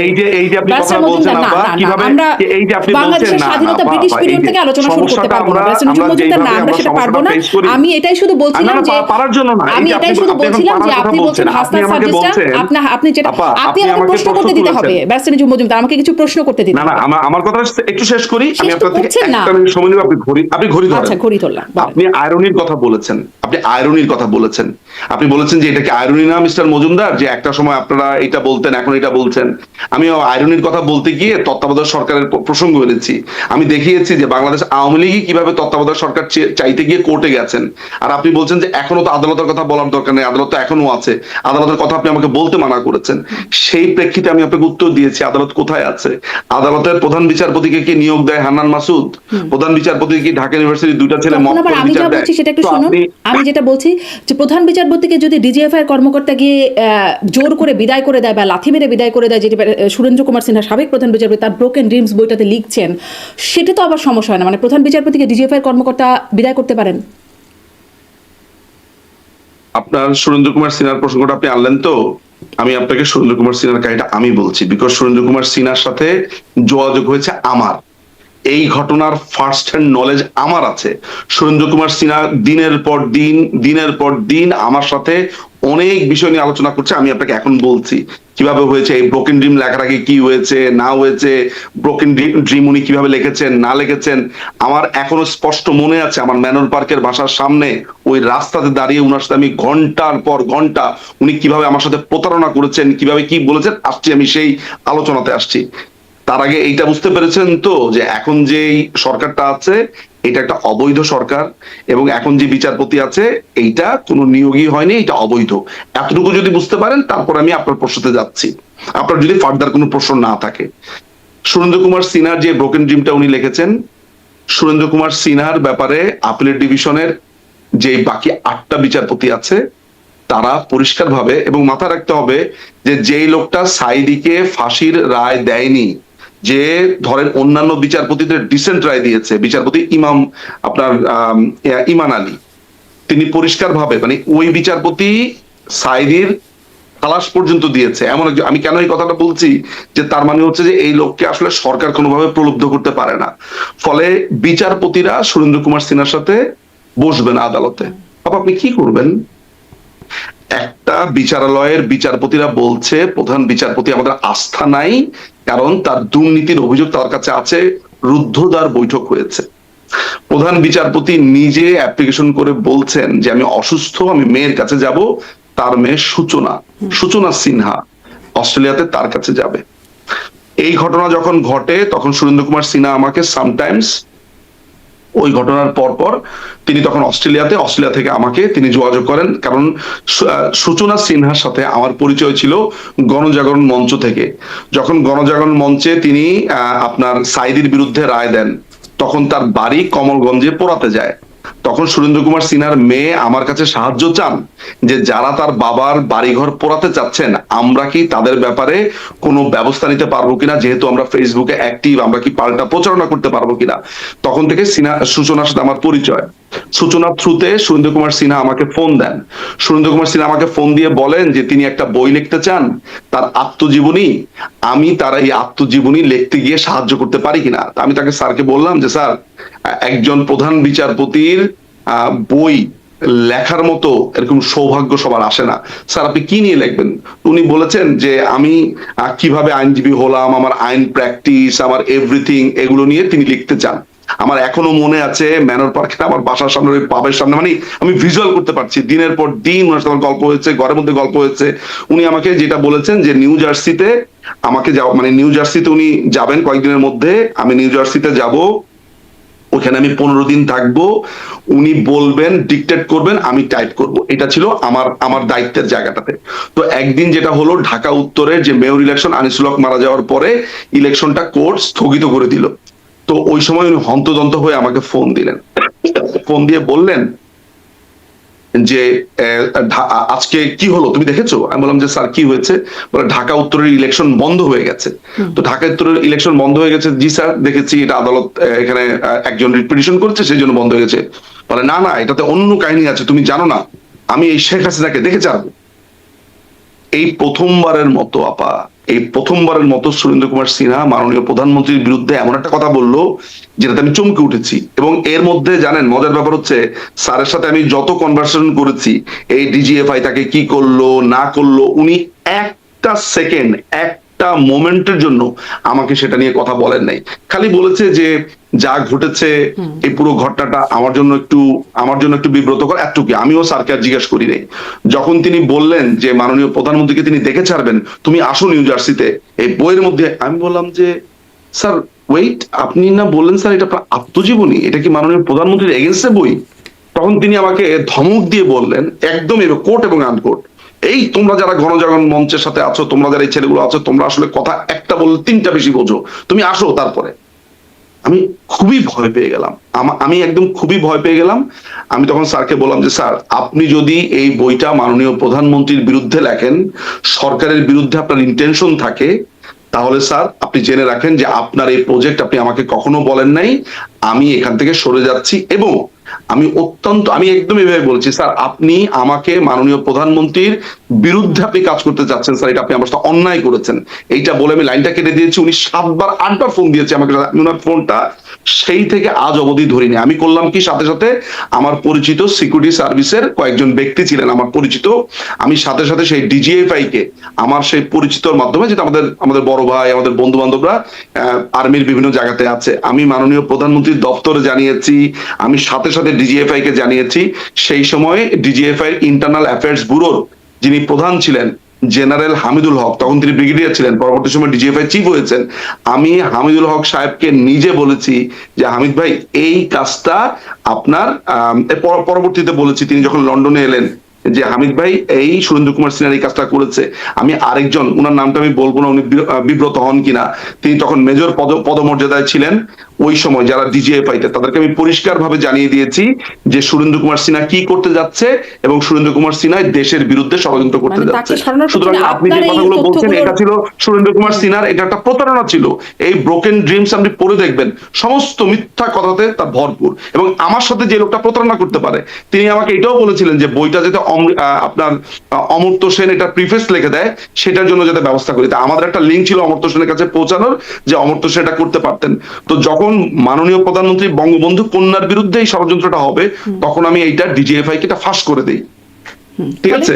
তো যে লোকটা আমার সাথে প্রতারণা করতে পারে, সে জাতির সাথেও প্রতারণা করতে পারে। জি জি, মানে সেটাই, যে আপনি তার কথাগুলো মিথ্যা প্রতারণা, আপনি যে ঠিক বলছেন, আপনি আমার কাছে বলছেন, কিন্তু সেটাও তো জাস্টিফাই করবার কোনো মেথড নাই, তাই না? একদম সঠিক কথা, আপনি একদম 100 পেয়েছেন। একই সাথে সুরেন্দ্র কুমার সিনহা যে কথা বলেছে, সেটাও জাস্টিফাই করার কোনো সুযোগ নেই। জি, আচ্ছা, আমি এবারে এটাতে আসি যে আপনি তাহলে মানে আপনাদের সময়ের নির্বাচনগুলো খুবই সাংবিধানিক বলছেন, কিন্তু আপনি যে অনুচ্ছেদ 7-এর কথা বলছিলেন, জনগণ, আমি বলছি না, হ্যাঁ আমি শুধু বলছি না, আপনিও বলবেন, আপনিও বলেন, আপনি আমাকে বলেন। মানে জনগণের মানে সর্বক্ষমতার অধিকারী, তো জনগণ তো যদি ভোট দিতে না পারে, সে যদি চয়েস করতে না পারে, তার রায়টা ইলেক্ট করতে না পারে, প্রার্থীদের মধ্যে বাছাই করতে না পারে, তাহলে সেটি কেমন করে সাংবিধানিক ভোট হয়? সেই প্রশ্নটাও তো কেন বাছাই করতে পারবে না কেন? কারণ 2014 সালে তো মাননীয় প্রধানমন্ত্রী, আপনার মনে আছে যে আপনার খালেদা জিয়ার সাথে একটা টেলিফোন কনভারসেশনে বলেছেন নির্বাচন করতে পেরেছিল 154 জন প্রার্থী বিনা প্রতিদ্বন্দ্বিতায় গিয়েছিল। আমি 2014 থেকে আসি, আমি যদি 2014 এর কথা বলতে গিয়ে আপনি 2018 তে আসেন, তাহলে তুমি 2014 তো আমরা জানতেই পারলো না যে নিঝুম সাহেব 2014 কথা কি বলতে চায়। এখন আপনি আমাকে নির্ধারণ করেন যে আমি 2014 শেষ করে 18 তে আসবো, নাকি 2014 একটা লাইন বলার পর 18 তে আসবো, তাহলে কারণ আমি তো জাম্প করছি। 2014 তে মাননীয় প্রধানমন্ত্রী পরিষ্কার ভাবে তাকে বলেছেন যে দেখুন, আমরা সবাই মিলে চলেন একটা জাতীয় সরকার গঠন করি, আপনারও লোকজন থাকলো, আমারও থাকলো, অন্যান্য দলের থাকলো, আমরা সবাই একসাথে বসি। আমরা দেখেছি জি, কিন্তু দেখেছেন। মানুষ কি ভোট তো দিয়ে নির্বাচন মাননীয় করতে পেরেছিল প্রধানমন্ত্রীর যে তার প্রার্থীকে? ইন্টেনশন, মাননীয় প্রধানমন্ত্রীর যে ইন্টেনশন, সেই ইন্টেনশন তো পরিষ্কার যে তিনি সবাইকে নিয়ে একটা ইলেকশন করতে চেয়েছেন। এখন মনে করেন যে আদালত একটা রায় দিয়ে তত্ত্বাবধায়ক সরকার ক্যান্সেল করে দিয়েছে। এখানে মাননীয় প্রধানমন্ত্রীর দোষটা কোথায়? মাননীয় প্রধানমন্ত্রী যখন 1999 সালে ভারত সফর থেকে আসলেন, তখন তিনি একটা মন্তব্য করেছিলেন এমন যে মানে তখন প্রচুর জামিন হয়ে যাচ্ছে। তিনি বললেন যে হাইকোর্ট দেখি যত অপরাধীকে ধরা হচ্ছে, এখন এত জামিন পেয়ে গেলে মানে ফার্স্ট সেশনের ব্যাপারটা ছিল যে সন্ত্রাসীদেরকে ধরা হচ্ছে আর হাইকোর্ট জামিন দিয়ে দিচ্ছে। তখন হাবিব নামে মনে হয় এক লোক, আমি নামটা আপনাকে ভালোভাবে বলতে পারবো না, রাইট আমার কাছে আছে, আদালত অবমাননার মামলা করেছে, কন্টেম্পট অফ কোর্ট। তখন মাননীয় প্রধানমন্ত্রী সিটিং প্রধানমন্ত্রী, মাননীয় প্রধানমন্ত্রী আদালত ফেস করেছেন। তো ওই সময়টাতে তিনি কি প্রভাব খাটিয়েছিলেন?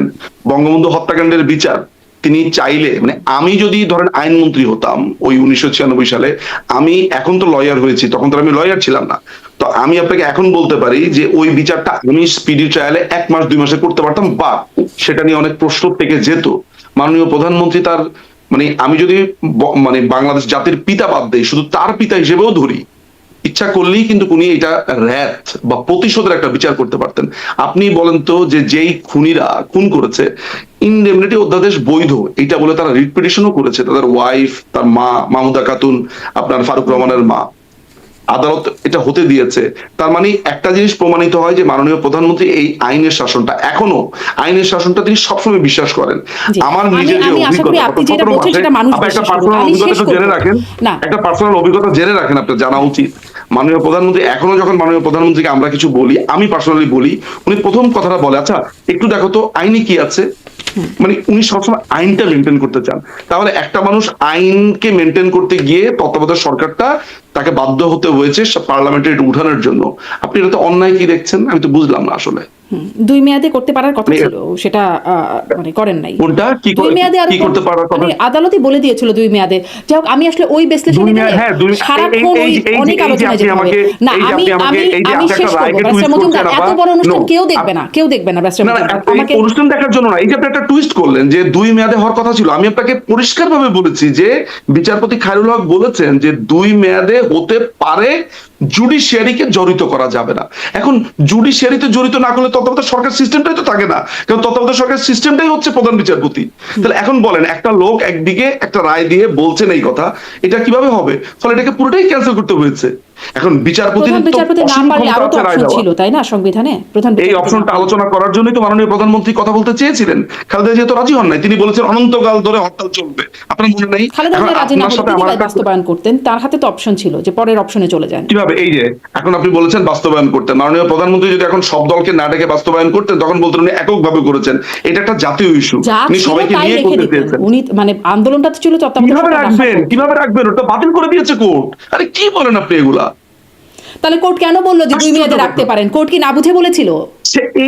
এইটাই, আরে বাপরে, আপনি নিজেও তো, আমি যতদূর জানি আপনি লয়ার স্টুডেন্ট, উনি বলেছেন যে 2 মেয়াদে হতে পারে প্রোভাইডেড বিচারালয়কে যুক্ত করা যাবে না।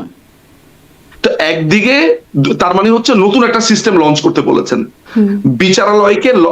জি, এখন তত্ত্বাবধায়ক সরকারের প্রাণ ভ্রমরাই তো হচ্ছে বিচারালয়, অর্থাৎ অবসরপ্রাপ্ত প্রধান বিচারপতি খায়রুল হক নিজে, যেই ভদ্রলোক রায় দিচ্ছেন, সেই ভদ্রলোকই হতেন আসলে তত্ত্বাবধায়ক সরকারের প্রধান। তিনি নিজেই বলছেন যে তিনি এগুলাতে এই লাইনেই তিনি হাঁটবেন না। তাহলে সরকার কি করবে? সরকার এখন নতুন একটা সিস্টেমে তো যাবে, যাওয়ার জন্য তো একটা ইলেকশন হতে হবে, পার্লামেন্ট বসতে হবে। সেটার জন্য মাননীয় প্রধানমন্ত্রী সেই সময় আপনার খালেদা জিয়াকে বলেছেন, আসেন আমরা বসি, একটা সিস্টেম ডেভেলপ করে আমরা ইলেকশনটার দিকে আগাই। যেহেতু আমাদের তত্ত্বাবধায়ক সরকার সিস্টেমটা নাই, আপনাদের ভয় হচ্ছে যে আমরা পার্সিয়ালিটি করবো কিনা, ফলে চলেন সবাই মিলে আমরা সরকারে থাকি, সবাই মিলে ইলেকশনটা করি, এরপরে পার্লামেন্টে একটা নতুন সিস্টেম লঞ্চ করি। তো সেটা তো খালেদা জিয়া হতে দিল না। এই খালেদা জিয়া তত্ত্বাবধায়ক সরকারটা নষ্ট করেছে, বিচারপতিদের বয়স 2 বছর বাড়িয়ে। সব দোষ মাননীয় প্রধানমন্ত্রী শেখ হাসিনার। আপনি একবারের জন্য আমাকে বলেন তো যে আপনি এটার জন্য দোষী সাব্যস্ত করেছেন বিএনপিকে? দোষী সাব্যস্ত করছি না, আমি শুধু বলছিলাম মানুষ ভোট দিতে পারলে কোথায়, মানে সেটা আমার প্রশ্ন ছিল। মানুষ ভোট দিতে পারলে মানুষ ভোট দিতে এখন যদি ছিল। এবারে আমি আসলে অন্য প্রসঙ্গে যাব। এই প্রসঙ্গে আমরা সারা দিন রাত 24 ঘন্টা কথা বলে মাসও কথা বলতে পারবো হয়তো, কিন্তু আমি সেই প্রসঙ্গে একটু যেতে চাই যে মানে সাবেক প্রধানমন্ত্রী পুত্র সজীব ওয়াজেদ জয় যে সম্প্রতি আল জাজিরাকে দেয়া বা বক্তব্যে যা বললেন যে এন্ড অফ হাসিনা এরা, বললেন, এবং তিনি ওল্ড, শেখ হাসিনার বয়স হয়েছে, ওল্ড কথাটাই ব্যবহার করেছেন, এবং এরপরে বাংলাদেশের রাজনীতিতে রিএন্টার করবার সুযোগ হলে সেটি উইদাউট হাসিনা, এটাতেও তিনি বলেছেন হিয়া।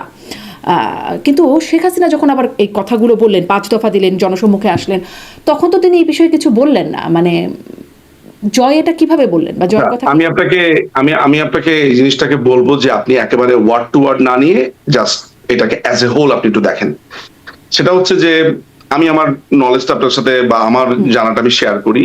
সেটা হচ্ছে যে মাননীয় প্রধানমন্ত্রী সাথে যখন এই ব্যাপারে কথা হয়েছে এর আগে, এটা গত বছর সামটাইমস ইন ফেব্রুয়ারি বা মার্চের সময় কথা হয়েছে, আপা বলেছে যে দেখো 2018 সালের ইলেকশনটা আমি করতে চাইনি। উনি যেটা চেয়েছিলেন সেটা হচ্ছে তিনি অবসর নিবেন, অবসর নিয়ে তিনি টুঙ্গিপাড়ায় চলে যাবেন, উনি বইপত্র মানে উনি সোজা কথা হচ্ছে যে বাবার ভিটাটাতে থাকবেন, এটা ওনার লাস্ট ইচ্ছা, উইশটা ছিল। তখন আমাদের দলের যারা নেতা কর্মী আছে তারা একেবারে রীতিমতো তারা অ্যাডামেন্ট যে তারা আপাকে যেতে দিবেন না, এবং স্বাভাবিকভাবে এখনো আমাদেরও একই অবস্থা নিয়ে আছে, আসলে সেটাতে আসছি।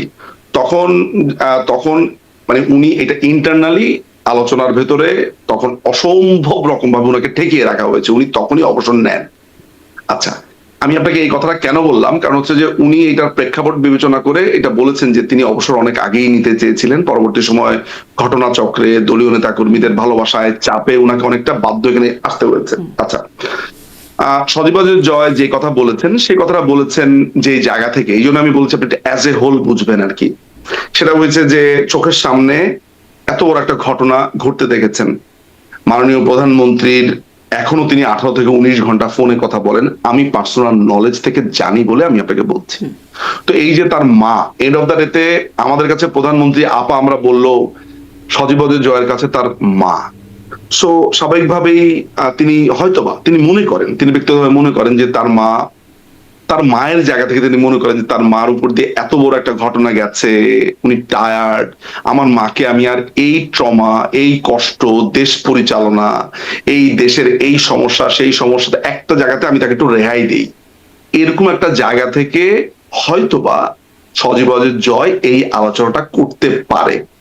কিন্তু একই দিকে এইটাও জেনে রাখেন যে সজীবাজের জয় এইটাও আপনি যদি তাকে ওই হোস্ট জিজ্ঞেস করতেন যে এই সিদ্ধান্ত কিন্তু দলীয় ফোরামে হবে, এইটা সজীবাজের জয়ের একটা উইশ হতে পারে, একটা চিন্তা হতে পারে, একটা ভাবনার জায়গা হতে পারে যে আমার মাকে আমি এইভাবে দেখতে চাই, বা আমার মা টায়ার্ড হয়ে গেছে, আর না, এনাফ।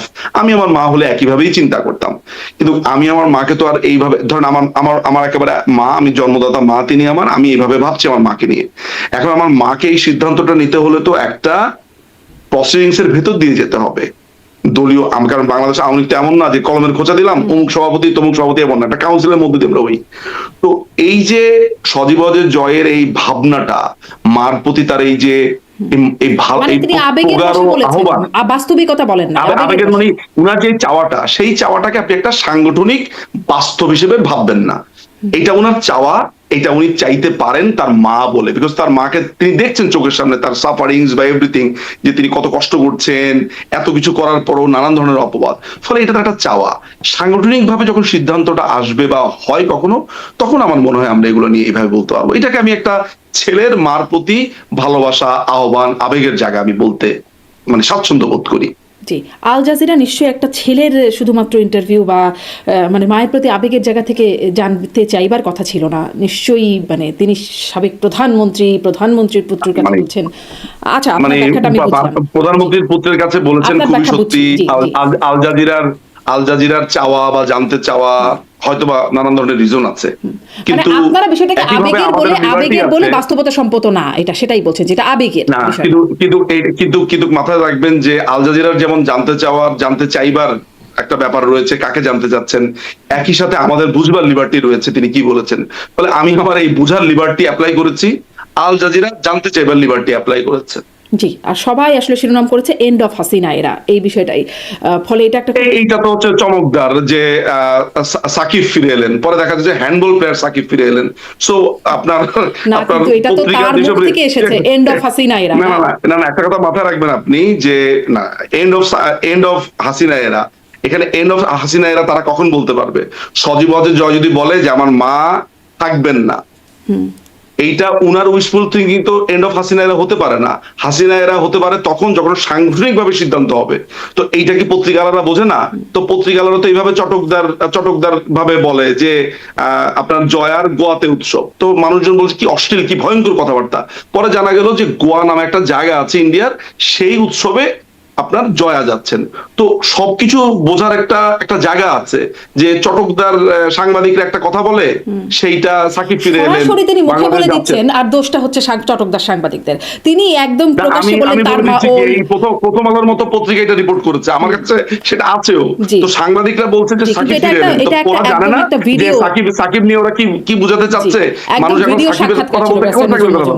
একদম পরে দেখা ভিডিও যাবে যে সাক্ষাৎকার হ্যান্ডবল ছিল। খেলোয়াড় সাকিব। হ্যাঁ, একদম ভিডিও সেটাই। সাক্ষাৎকার ছিল, সেখানে এন্ড অফ হাসিনাইরা তার মা ওল্ড এবং তার মা নেক্সট টাইমে যখন আপনাকে তো আমি বাংলাদেশে আবারও enter বলেছি করবে, যে উনার সজীবদের জয় যেটা বলেছেন সেটা তো এটা একটা ভাবনা, এটা একটা প্রত্যাশার জায়গা, কিন্তু সেটা তো সাংগঠনিক ভাবে যদি বলতো তাহলে এন্ড অফ হাসিনা এরা হতো। আপনি ভবিষ্যৎ আপনাকে বলে দিবে কি হচ্ছে, আমি আপনাকে বলছি। জি মানে সেক্ষেত্রে তার ক্রেডিবিলিটি একটু প্রশ্নবিদ্ধ হয়ে গেল না?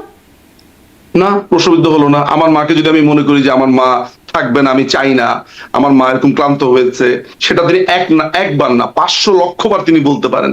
অবশ্যই তিনি বলবেন, তার সেই রাইট আছে।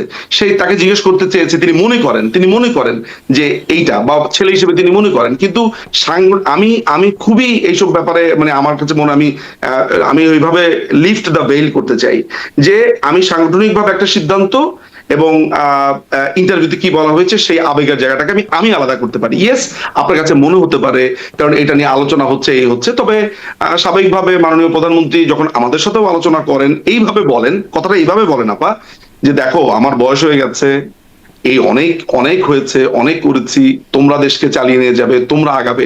তো ওই ইন্ডিকেশন আমার মনে হয় যে আপা আপনি এগুলো কি বলেন বলতে চায় আপনাদের মধ্যে কি কিন্তু ভবিষ্যৎ নেতৃত্ব নিয়ে কোনো কথা হয়েছে? মানে সজীবদের জয় নিজেও একবার বলেছেন যে দল দিতে চাইলে তিনি আগ্রহী বা তিনি নেবেন। আমি ওনাকে জিজ্ঞেস করেছি এক্স্যাক্টলি কি বলেছি সেটা আমি ওপেন আমি বলবো না, বাট আমি আপাকে এই ব্যাপারে বলেছি যে আপা এই যে যেইভাবে ওরা এর আগে যখন টিউলিপ খেলাকে যখন যারা এইভাবে আক্রমণ করেছে, তারা নানান ধরনের অপবাদ, তখন বলছি যে এগুলো তো পুরো ফ্যামিলিতে ধেয়ে আসছে। ফলে আমার মনে হয় আমি আমার আলাপের জায়গাতে বলেছি, আপনার যেটা বলেছে যে দেখো, এর আগেও তিনি আমার একটা টিভি প্রোগ্রাম থেকে তিনি আমাকে বলেছেন দেখো বাংলাদেশ আওয়ামী লীগের নেতৃত্ব নির্বাচিত হয় দলের কাউন্সিলের মাধ্যমে। আমি যখন সভাপতি বা সভানেত্রী নির্বাচিত হয়েছি তখন আমি দেশের বাইরে ছিলাম, এই দল এটা নির্ধারণ করেছে, তারপর আমি হয়েছি। আমি আমি জানতাম না যে আমাকে নিয়ে তারা এইভাবে চিন্তা করছে, সামনে যাব। ফলে এখনো যে সামনের নেতৃত্ব, সেই নেতৃত্বে নির্ধারিত হবে দলের বৈঠকে, ফোরামে। এটা আমি পরিষ্কার করে সজীবদের জয় যা বলছেন সেটিও আসলে তারই নিজস্ব বক্তব্য। দল এরকম এখনো কিছু ভেবে ওঠে নাই, আপনার কথা শুনে যা আমি বুঝতে পারছিলাম। মানে আমি এই ক্রেডিবিলিটি শব্দটাকে নিয়ে আরেকটু আপনার সাথে লাস্ট একটা বিষয় জানতে চাই। আপনার সাথেও একবার কথা হয়েছিল যেটি নিয়ে বেশ, ওই ক্লিপটা বেশ সামাজিক যোগাযোগ মাধ্যমে ঘুরেও বেরিয়েছে, যে সাবেক প্রধানমন্ত্রীর সেই সময় তাপস মানে দক্ষিণের মেয়রের সাথে যে কথা হচ্ছে লেথাল ওয়েপন ব্যবহারের, আমি একটা অডিও ক্লিপ শোনাচ্ছিলাম, আপনি বলছিলেন আপনার চাচির কণ্ঠস্বরের মতো মনে হচ্ছে। জয় তখন বলেছিলেন, পরবর্তীতে যখন বিবিসি ক্লেম করেছিল যে তারা এটাকে মানে রিপোর্টটা চেক করেছে, মানে ভয়েস ক্লিপটা চেক করেছে, জয় বলছিলেন যে এটি হলি আর্টিজানের ঘটনা। আর হলি আর্টিজানে তখন প্রধানমন্ত্রী হিসেবে নির্দেশনা দিচ্ছিলেন লেথাল ওয়েপন ব্যবহারের। আওয়ামী লীগ তার অফিসিয়াল ফেসবুক পেজে বিবৃতি দিয়ে বলল এটা এআই। আর পরবর্তীতে শেখ হাসিনা আন্তর্জাতিক গণমাধ্যমে যখন সাক্ষাৎকার দিলেন তখন বললেন টেকেন আউট অফ কনটেক্সট। মানে অনেকগুলো বক্তব্য। আপনাদের ক্রেডিবিলিটি একটু অসুবিধাজনক অবস্থায় না? কিরকম বলেন আমাকে। বললাম তো, আপনি বললেন চাচির কণ্ঠ, জয় বললেন হলি আর্টিজান, আওয়ামী লীগ বলল এআই, শেখ হাসিনা বললেন taken out of context. Credibility crisis নাই কি?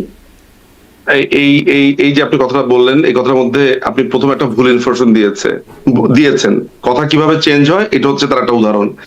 আপনি যখন আমাকে একটা ভয়েস শোনালেন, আমি বলেছি যে আমি এক্স্যাক্টলি জানি না এটা কার কণ্ঠ, বাট কণ্ঠটা শুনে মানে আমি মজা করে বলেছি এটা আমার চাচির কণ্ঠের মতো মনে হয়। আমি কিন্তু বলি নাই যেটা আমার চাচির কণ্ঠ। এরপরে আমি তখন করেছি কি আরেকটা কনভারসেশন বের করে বলেছি এটা আপনার কণ্ঠ। আপনি তখন বুঝেছেন যে আমি মজা করছি, আপনি জানেন সেটা কি আছে। সো আপনি আমাকে প্রথমে একটা ভুল ইনফরমেশন দিলেন যে আমি বলেছি চাচির কণ্ঠ। না, আমি চাচির কণ্ঠ বলিনি। আমি পরিষ্কার করে বলেছি, আমি পরিষ্কার করে বলেছি যে এটা আমার কাছে এরকম মনে হয়, অর্থাৎ আমি আপনাকে বারবারই বলেছি যে এটা আদালতে টেস্ট করতে, এটা আদালতে না, এটা হচ্ছে যে আপনার ল্যাবে টেস্ট করতে হবে, এটা করতে হবে। এই ঘটনার পরে মাননীয় প্রধানমন্ত্রী যদি আউট অফ কনটেক্সট বলে বা যদি এইটা নিয়ে কোনো কথা বলে, আমি আসলে ওই কনভারসেশনটা শুনি। যদি তিনি এটা বলেও থাকেন, মজার ব্যাপার হচ্ছে যে মাননীয় প্রধানমন্ত্রী যদি একটা কোনো বক্তব্য দেনও, এবং তিনি যখন বলেছেন যে তিনি আসলে এই লেথাল, উনি তো এটা বলেছেন পরিষ্কারভাবে, আপনি জানেন যে তিনি এই ধরনের কোনো কথা বলেনই নাই এবং তার কথা কাটছাট করে ব্যবহার করা হয়েছে। আমি যদি আমার তখনকার যে আলাপটা, সেই আলাপটার পরবর্তী সেগমেন্টই তো এইটা, তাহলে তো কথা একই দাঁড়ালো। মাননীয় প্রধানমন্ত্রী আপনার লেথাল ওয়েপন ইউজ করতে বলেন নাই। আমি বলেছি যে এই লেথাল ওয়েপনের যে কনভারসেশন, সেই কনভারসেশন ল্যাবে টেস্টের আগ পর্যন্ত আমি এটা বিশ্বাস করতে রাজি না। তিনি বলেন নাই যে এই ধরনের কথা তিনি বলেন নাই, এই ধরনের কথা তিনি বলেন নাই, আমি বলি এইরকম কথা শেখ হাসিনা বলেন নাই। তিনি বলেছেন এটি টেকেন আউট অফ কনটেক্সট, মানে তার বক্তব্যের কনটেক্সটে আমি আপনাকে বলি একটু, আমাকে আমার আর্গুমেন্টটা মেক করতে দেন। সেটা হচ্ছে যে আমাকে যখন আপনি একটা কনভারসেশন এনে দেবেন, সেই কনভারসেশনটা আমি যদি আপনাকে বলি যে এটা মাননীয় প্রধানমন্ত্রীর গলা, আপনি তো অত্যন্ত স্মার্ট একজন মানুষ, আপনি আমাকে ধুম করে একটা প্রশ্ন করে বুঝবেন, আপনি কেমনে বুঝলেন? একজন লয়ার হিসেবে আপনার তো টেস্ট করা ছাড়া এটা সিউরিটি দেওয়ারও কথা না, বলতে পারলেন কেমনে? তখন আমি কি করব? এই জন্য আমি সবচাইতে বেস্ট যেটা অ্যাজ এ লয়ার হিসেবে, অ্যাজ এ লয়ার কথাটা এই কারণে বলছি কারণ আমি তো আর একক এখন সত্তা না। আমি যদি আজকে অন্য একটা প্রফেশনে থাকতাম, তখন আমার সামান্য একটা মিস্টেকও আপনি ওভারলুক করতেন, কিন্তু আমি তো সতর্কভাবে বলতে হবে যখন ব্যাপারটা আইনি। এই কারণেই বারবার শব্দটা বলেছি যে অ্যাজ এ লয়ার, যে একটা কনভারসেশন আপনি এনে দিলে আমি সেই কনভারসেশনটা চাবো হচ্ছে প্রপার অথরিটি, প্রপার ওয়েতে সেটা আসুক, এটা কার। সেই কারণে ওপেন একটা মাধ্যমে আপনার মতো আপনার প্রোগ্রামের মতো একটা প্রোগ্রামে আমি তখন ব্যাপারটাকে এইভাবে নিয়েছি, হুইচ ইজ অ্যাবসলিউটলি কারেক্ট আমার কাছে মনে হয়েছে। মজা করে বলেছি যে চাচির কণ্ঠের মতো মনে হয়। তো পরবর্তী সময়, অর্থাৎ আপনার এই প্রোগ্রামের পরে যদি মাননীয় প্রধানমন্ত্রী নিজে রেকগনাইজ করেন যে এই কণ্ঠটা তার, তিনি যদি বলেন এই কণ্ঠটা তার, এবং একই সাথে তিনি বলেন যে তিনি এই ধরনের কোনো কথা বলেন নাই, তাহলে আমার যে আগের পজিশনটা ছিল ল্যাবের টেস্টের ব্যাপারটা, সেটা থেকে আমি সরে আসতে পারি। যে আমি কিন্তু এটা আপনাকে বলে রাখছি যে মাননীয় প্রধানমন্ত্রী যে এটা বলেছে এটা আমি শুনি নাই আসলে, মানে তিনি এটা শুনলে আমি আরো ভালোভাবে গণমাধ্যমগুলোতে সাক্ষাৎকারে তিনি বলেছেন টেকেন আউট অফ কনটেক্সট। আমি শুনি নাই, কিন্তু আমি ধরে নিচ্ছি যে আপনি তো ভুল রেফারেন্স দিবেন না, আমি ওই অর্থে ধরে নিচ্ছি যে আপনার কথা কারেক্ট। আমি শুনি নাই, বাট এখানে আমি কথা তর্ক বাড়াবো না, আমি ধরে নিচ্ছি যে আপনার কথা কারেক্ট। সো মাননীয় প্রধানমন্ত্রী যদি এটা বলে থাকেন যে আমি আসলে ওই কনটেক্সটে বলি নাই বা ওই কনটেক্সটে বলেছি, তাহলে সেটা তো আপনি বিশ্বাস করছেন না। আপনি বিশ্বাস করছেন যে উনি লেথাল ওয়েপন ইউজ করতে বলেছেন। অর্থাৎ আমরা একটা মানুষের এইটা বিশ্বাস করছি যে এই কনভারসেশন তার, আবার ওই কনভারসেশনের মধ্যে তিনি ওইটা বলছেন যে এটা আমি ওইভাবে বলি নাই, সেটা বিশ্বাস করছেন না। অর্থাৎ যেটা আপনার জন্য কনভেনিয়েন্ট আপনি সেটা বিশ্বাস করছেন, যেটা আপনার জন্য কনভেনিয়েন্ট না সেটা আপনি বিশ্বাস করছেন না। তো এই কারণে আমি আসলে কিছু বিশ্বাস আর অবিশ্বাসের প্রসঙ্গটা তুলছি না, আমি জাস্ট আপনাদের কাছ থেকে জানতে চাওয়ার পরে আপনাদের যা প্রতিক্রিয়া বা গণমাধ্যমে জানতে চাওয়ার, আর আপনি বলেছেন যে এআই দিয়ে তৈরি। হ্যাঁ, এটি বলেছে আওয়ামী লীগের অফিশিয়াল ফেসবুক পেজ থেকে বলা হয়েছে এটা এআই থেকে তৈরি। সেটা আমি আপনাকে বলছি, এটা আমি জানি না, এটা আমি বলছি, ওই দুটো অ্যানসার আমি আপনাকে করছি। আমি তো আপনাকে ক্লিয়ার করলাম আমার বক্তব্য আর আবার বক্তব্য, বাকিটাকে হচ্ছে আওয়ামী লীগের পেজ থেকে এআই বলেছে আর সজীব জয় বলেছে এইটা গুলশানের আপনার কথা। সো আমি আপনাকে এইটা বলে রাখি, সেটা হচ্ছে যে মাননীয় প্রধানমন্ত্রীর এই পর্যন্ত উনার নামে ছাড়া অনেক কনভারসেশনে যেটা হয়েছে, এআই দিয়ে একটা কনভারসেশনের মধ্যে নানান টাইপের আমরা আলামত পেয়েছি যে এখানে এআই এর আলামত আছে। তো মাননীয় প্রধানমন্ত্রী নিজে যখন এই বক্তব্যটা দিয়েছেন, তার আগেই কিন্তু আওয়ামী লীগের অফিস থেকে এটা দাবি করা হয়েছে, কারণ অতীতে এই কাজটা করা হয়েছে, সেইটাকে স্ট্যান্ডার্ডটাকে ধরে। নাম্বার ওয়ান, আশা করি উত্তরটা পেয়েছেন। আর সজীব জয় যে কথাটা বলেছেন, সেই কথাটা আমি আসলে দেখি নাই। তিনি হয়তোবা থাকে না যে একটা কনভারসেশন, সেটা উনি মিস আন্ডারস্ট্যান্ড করেছেন যে এইটা ওইটা, পরবর্তী সময় তিনি তার এই লেখাটা মুছে দিয়েছেন। অর্থাৎ তিনি তার এই কথাটা যেটা বলেছেন তিনি ভুল বুঝতে পেরেছেন, যে না তিনি ভুল বুঝেছেন। সো আমরা একটা হিউম্যান এররকে একটা রেফারেন্স হিসেবে মনে হয় না নিতে পারি। জি, মানে এই জন্যই জিজ্ঞাসা করছিলাম, এতগুলো হিউম্যান এরর তাহলে ক্রেডিবিলিটির ক্রাইসিস হয়ে যায়। এতগুলো হিউম্যান এরর কোথায় হলো? এআই দিয়ে হয়েছে, আওয়ামী লীগ পেজ তাই লেগেছে এআই, কারণ অনেকবার তার এই বক্তব্যটা এআই দিয়ে এসেছে, সেই কারণে লেগেছে। আর মাননীয় আমি যেটা বলেছি সেটা তো আর হিউম্যান এররের কিছু না, আমি তো আপনাকে সঠিক কথা বলেছি। তো এখানে আপনি এতগুলো এরর কোথায় পেলেন? আপনার কথা শুনে আপনার চাচির মতো মনে হচ্ছে। শেখ হাসিনার কণ্ঠ কিন্তু আপনার মনে হয় নাই, আপনার মনে হচ্ছে আপনার চাচির। আমার আমার আমার শেখ আমার হাসিনার কাছে কণ্ঠ যদি আপনার মনে কোনো হয় নাই। একটা কণ্ঠ, আওয়ামী আমি লীগের মনে আপনাকে হলো এআই, বলেছি, সজীবদের জয়ের মনে হলো হলি আর্টিজানের ঘটনা, এই আর যে শেখ কিছুক্ষণ হাসিনার আগে, মনে হলো আউট অফ এই কন্টেক্সট। যে কিছুক্ষণ আগে আপনার প্রোগ্রামে অ্যাটেন্ড করার আগে, একটা কনভারসেশন আমরা শুনছিলাম, আমি আমার ভাগ্নে। তো আমার ভাগ্নে আমাকে বলছে যে এইটা প্রধানমন্ত্রীর গলার মতো লাগছে না, আমাকে বলছে। আমি বলছি, পাগল নাকি, এটা প্রধানমন্ত্রীর গলা কোত্থেকে হবে? পরে দেখা গেল যে একজন অ্যাক্ট্রেস কথা বলছে, মানে পরে ওই এসছে, এই কিছুক্ষণ আগের ঘটনা। সুতরাং একটা কণ্ঠস্বর শুনে আমার কাছে যদি মনে হয় এটা আমার চাচির মতো গলা, তাহলে আমি কি বলবো, এইটা শারমিন আপার মতো গলা? মানে আপনি কি শেখ হাসিনার আশ্চর্য। সাথে এত কথা বলেন, কিন্তু শেখ হাসিনার কণ্ঠস্বর হ্যাঁ, এই শুনে আপনার কারণেই তো চাচির মতো মনে আরো হচ্ছে। বেশি আমার কথা আপনি ক্রেডিবল হিসেবে নিবেন। কারণ এই কারণেই তো আমার কথা আপনি আরো ক্রেডিবল হিসেবে নিবেন, যে মাননীয় প্রধানমন্ত্রীর সাথে আমার কথা হওয়ার পরেও আমি ওনার কণ্ঠস্বর চিনতে পারছি না। জি, নিশ্চয়ই। মানে আপনার কথা বা তার মানে কোথাও ঘাপলা আছে। কথোপকথনগুলো জনগণের কাছে কতটা ক্রেডিবল হলো, আমার দর্শকদের কাছে অন্তত কতটা credible হলো? জনগণটা কে? ওই দর্শক, জনগণ আমি কি হচ্ছে জনগণ শুধু আওয়ামী অভিযোগ লীগ করলাম। বিরোধীরাই জনগণ, নাকি জনগণ যারা অভিযোগ বিশ্বাস করবো। করে তারা আমি জনগণ? জনগণের শব্দটা, নাকি আমরা যারা বিশ্বাস করি না আমরাও জনগণ? হ্যাঁ নিশ্চয়ই জনগণ আমরা সবাই, কিন্তু আমি বলছি দর্শকদের যারা দেখছেন তাদের আসলে কতটা ক্রেডিবল সেই মনে হলো সেটা দর্শকরা কি নিশ্চয়ই। কোনো সুনির্দিষ্ট যারা- দর্শক আছে? যেই দর্শকরা বলছেন যে এইটা মাননীয় প্রধানমন্ত্রী শেখ হাসিনার গলা, তারাই কি জনগণ, নাকি যারা এটাকে আমি জনগণকে dissent সেই কথায় আর করছেন? যাচ্ছি না, দর্শক যারা দেখবেন আর কি, তারা তাদের কাছে কতটা দর্শকের মধ্যে credible আছে না হচ্ছে। যে অনেকে বিশ্বাস করে না, তাদেরটা আপনি নেন। নিশ্চয়ই আছে, আমি তো দর্শক। নিশ্চয়ই আছে। আপনি তাহলে দেখলে সেটা আপনি আপনি দর্শক। নেন। তাহলে আপনি- আমার তো আর তাহলে- নেয়ার কিছু নাই, দর্শকদের কাছে মনে হলেই হলো, সেটা আর আমার নতুন করে নেবার কিছু নাই। না, এইটা আবার একটা সবকিছু ভুল কি আর কথা। আমাকে acknowledge করে নিতে হবে? না না না না না না না না আপা, কোনো একটা স্ক্যান্ডাল হলো, সেই স্ক্যান্ডালে পাবলিক মনে করছে যে এই স্ক্যান্ডালের যাকে হালকা দেখা যাচ্ছে এটা শারমিন চৌধুরী, অথচ আপনি ওইটার কাছে ধারে কয়েকশো হাজার মাইলের মধ্যে নাই। তাহলে আমাকে এই জনগণের পারসেপশন মেনে নিতে হবে? নিশ্চয়ই না, না আমরা সেটা দেখেছি না। রুমিন ফারহানার ছবি বলে, শামা ওবায়দের ছবি বলে আমরা অনেকগুলো ক্লিপ দেখেছি। এখন উনারা প্রকাশ্যে এসে বলছেন এগুলো আমরা না। এখন আমাকে এটা মেনে নিতে হবে যে পারসেপশনটা আমাকে মানবো, নাকি জি, যার বিরুদ্ধে বলা হচ্ছে এই তার জন্যই তো স্টেটমেন্ট আমরা মানবো? আপনাদের কাছে জিজ্ঞাসা করি, আপনাদের কাছ থেকে যখন Right. নানান রকম উত্তর আসে তখনই আসলে কনফিউশন বা আবারও পাল্টা আবার জিজ্ঞাসা করি, পাল্টা আবার জিজ্ঞাসা মত তো করি। থাকবেই, জি, দ্বিমত আর সেটাই মত আবার তো পাল্টা আবার থাকবেই। জিজ্ঞাসা করি। এখন দর্শকদের কাছে কেমন মনে হবে সেটা দর্শকরাও নিশ্চয়ই জানাবেন। অনেক ধন্যবাদ ব্যারিস্টার নিজুম মজুমদার, অনেক ধন্যবাদ দর্শক এতক্ষণ সাথে থাকবার জন্য। আজকের মতো শেষ করি, অনেক বড় কথা হয়ে গেল, অনেক বড় সময়ের জন্য ধন্যবাদ। আপনাকে অনেক ধন্যবাদ।